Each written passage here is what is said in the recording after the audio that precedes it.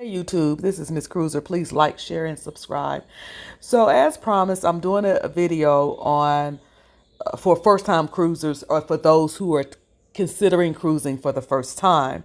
I was asked twice to do this. So one person that asked me, they're considering doing a cruise and hopefully they will do one. Hopefully they'll do one when I can join them. That would be fun. I love introducing people to cruising for the first time.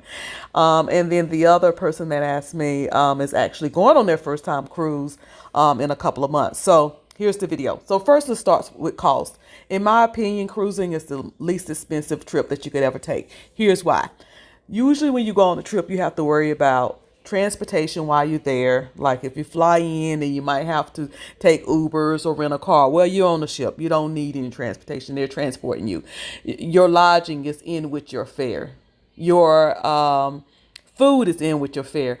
I don't know about you, but one of the best parts about traveling is trying new food. However, do you go through the whole thing of where you want to eat, or where you want to eat? Well, how's this restaurant? We don't know how this restaurant. Well, you don't have to worry about that on the cruise. That's all taken care of. So I did a video, which I will drop the link down in the description, some months back, that says what's included in your fare. And that's a good video that tells everything that's included in your fare. But basically, once you pay your cruise fare, now you will have to get yourself to the port.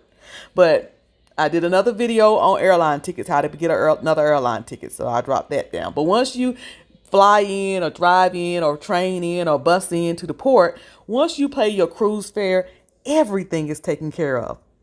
Besides your alcohol. And if you drink a lot, get the package. If not, take you a couple of bottles of wine on the ship. They allow that. So the cost can be anywhere from the lowest cost is the inside cabin. If two people, let's say two people in the room, and you get an inside cabin, that could be anywhere from $330 on up, depending on how many days you're going. A ocean view cabin, add about $60 to that, on top of what I just said. And then if you want a balcony cabin, add about $70, $80, and on up, depending on what type cabin you get. So it's inexpensive. Like I said, two in a room. You can do a 4-day cruise with two people in the room for as cheap as $325. Honestly, and again, that depends on what time of year you go. It's cheaper during months like October, November, December, January, somewhere around March. The price start going up for the summer months, and it depends on where you're going. Of course, it's cheaper to go to the Bahamas than it is to go to, I don't even want to say Jamaica, because sometimes Jamaica is not that expensive. So you kind of have to shop around. But like I said, in my opinion, it's not that expensive. Okay. Do I need a passport? For right now, if you are docking in the United States, if that's where you're going to port or get on the ship, and you are getting off the ship at the same port or a port in the United States, you do not need a passport. Now, I say to everybody, every adult and child, but everybody should get a passport. You should just get a passport and keep it updated. Don't let it expire. But if you don't have a passport, you can use your birth certificate. It has to be a original or certified, certified, and a picture in your a legalized government ID. Okay. Are all cruises really all inclusive? Well, your food and your tea and your soda, not soda, no soda. Forget I said that. So let's see, your tea and lemonade and not bottled water. You have to pay for bottled water.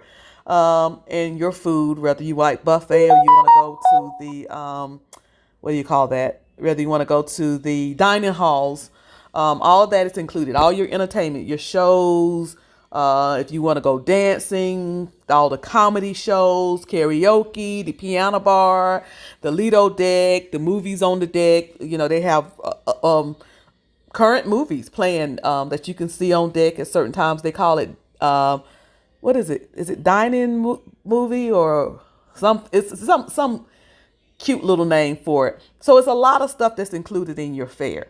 But if you want liquor, or if you want some of the specialty restaurants, or if you want a spa, all the excursions, you have to pay for those things. So let's see what else. Will you get seasick? You probably will. Now, I'm one of those rare people that I've never been seasick. Never, ever, ever. Never, ever. From the first time I cruise, never felt a thing. And I've been on some rough sailings. But some people do. A lot of people do. But for that, I say on your first time cruising, make sure you stay at a lower deck. Book something on a lower deck. I should have did this as a live video so that people could ask questions. I think I will. I think I'm going to come back, not this weekend because it's my birthday weekend. And Mama going to be out dancing somewhere and having her a real good time this weekend. But I think I'm going to do it live. I think I'm going to do this live. But anyway, for seasickness, get yourself a lower deck. Because when you're on a low deck, you don't feel the motion as much. That seems to help some people. Make sure you eat a lot before you take off and sail, and make sure that you are eating. That helps with seasickness. And then they have a patch you can go put behind your ear. They have armbands. There's all kinds of ways you can avoid that. Will I fall over the side? Stay your ass on the ship. I'm just teasing. No, you won't. As long as you don't get up on something. I say if you have a balcony room, if you're out to sea, don't lean on that balcony. If the ship tip, you can fall off of it. So, there's safety precautions you can do to keep from falling off overboard. Most people who have fallen overboard, I think they were a little reckless. Okay. Are the cruise cheesy? Sometimes. Some of the shows can be cheesy. Some of the acts can be cheesy. But a cruise can be as lit as you want it to be, or it can be as cheesy as you want it to be. You decide. So I'm going through these kind of fast because I have decided to do it as a live. So people can ask me questions. I want it to be interactive. So I'm going to finish this up since I started it, but I'm going to do a live real soon to really answer questions for people who are interested in a first time cruise or someone who's about to go on their first time cruise. Is the food good? Hell yeah. I don't know why I'm cussing a lot, y'all, but anyway, yes, the food is great. It's delicious. It's some things that I've tried for the first time on a cruise. Duck was one of them, and a few other things that I can name. Escargot, my daughter ate some. I was freaking out the whole time she was eating it, but if we wasn't on the cruise, she wouldn't have tried it. The food is delicious. It's yummy. So in most cases, the answer is the same at the sea as it is on land. You get what you pay for. So this is like this answer they have right here is a little negative answer. But the food is delicious as well. Worth it, excuse me. Claustrophobic. If you're a claustrophobic, probably a cruise is not for you.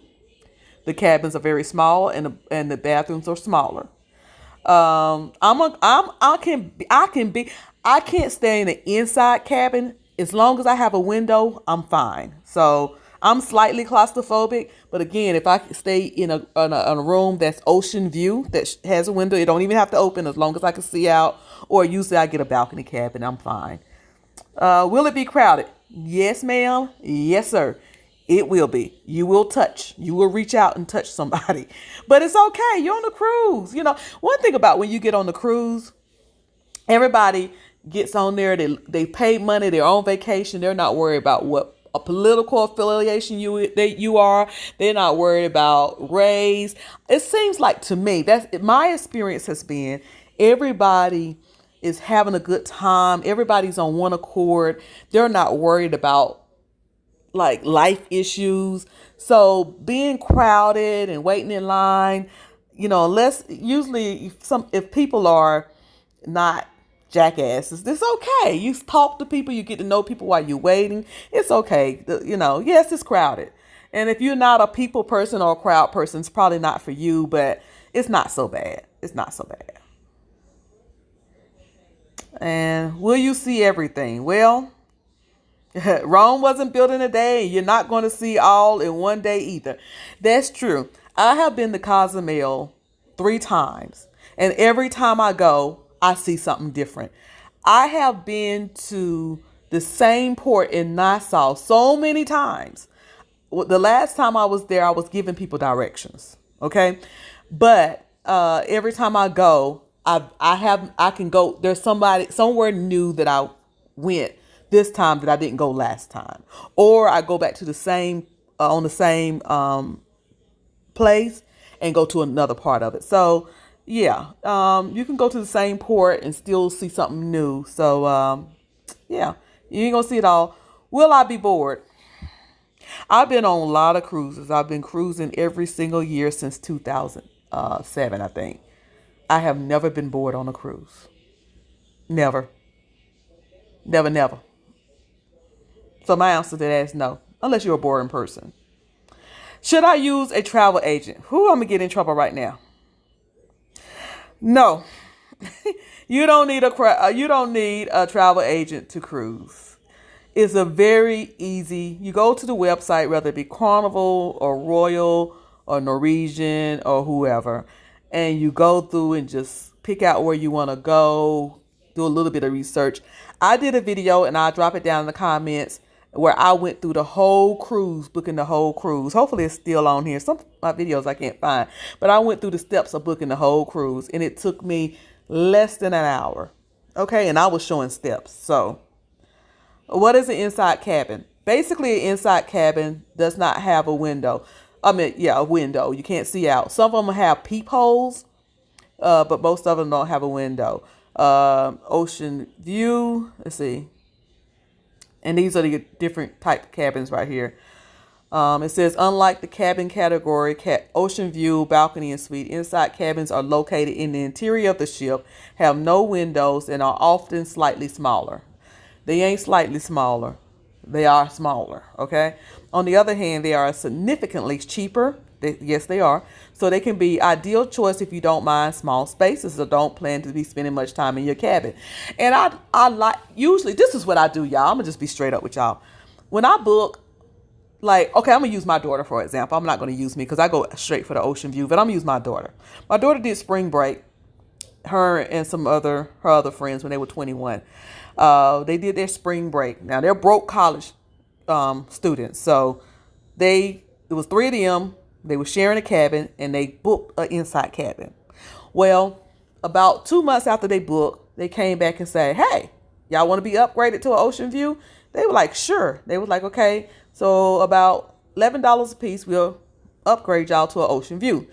They had $11. They could squeeze out $11 a piece. They paid it.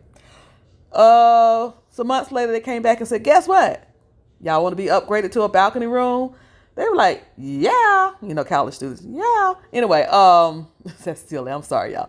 But that's how they talk. I'm just saying when they at my house. And so they told them, okay, so for about $22 a piece, y'all can upgrade. So I got a phone call asking, did I have $44? One of the other girls asked their parent. So I helped them upgrade to a balcony. So they went from booking an inside room. And my point to telling that is you can book an inside room and for a small amount of money, upgrade all the way to a balcony. Then cheaper than if you would have went ahead and booked the balcony. That's one of my cruise tips and tricks that I do. I usually book an ocean view room and let them upgrade me to a balcony room. Last time I was upgraded not only to a balcony room, but I ended up on the Lido deck. And I only paid, I think it was something like $42 difference.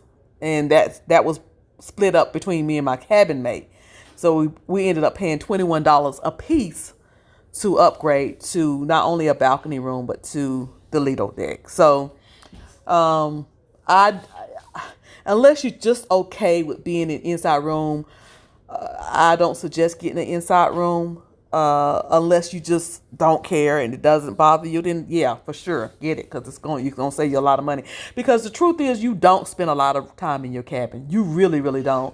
If you're like me, that's my daughter sneezing, y'all. If you're like me, I'll wake up early in the morning. I'll wake up about 7:30 in the morning. By 8:30, 9 o'clock, or earlier, I have my shower and got myself together, and I'm out going to get breakfast. I may come back to my room a couple of times to change clothes, shower, because it's hot. And then all day long, I'm out doing activities. And at night, I'm going dancing. I go dancing every night. And then I'm back in my cabin like anywhere from 3 a.m. to 4 a.m. So You really don't spend a whole lot of time in your cabin, do you, Courtney? Do you spend a whole lot of time in your cabin on the cruise? No. I took her with me. She actually stowed away one time. She wasn't supposed to go, but she ended up with me in 2016. I still don't know how that happened. Anyway, but yeah. It's my birthday tomorrow. She wants me to say on this video that it's her birthday tomorrow. My baby's turning 19 tomorrow. Anyway, and she's going back to, I'm way off topic now. And she's going back to school. So she's packing her stuff to go back to the dorms. Yay! Stay at home. What you call it? Home alone? I don't know what you call it. This empty nester. That's what I'm going to be starting tomorrow. Empty nester. She's going back to the dorms on her birthday. But anyway, that's all I got. I'm going to do a live where people can, it's interactive and y'all can ask me questions and all that. And so this is Miss Cruiser. Please like, share, and subscribe.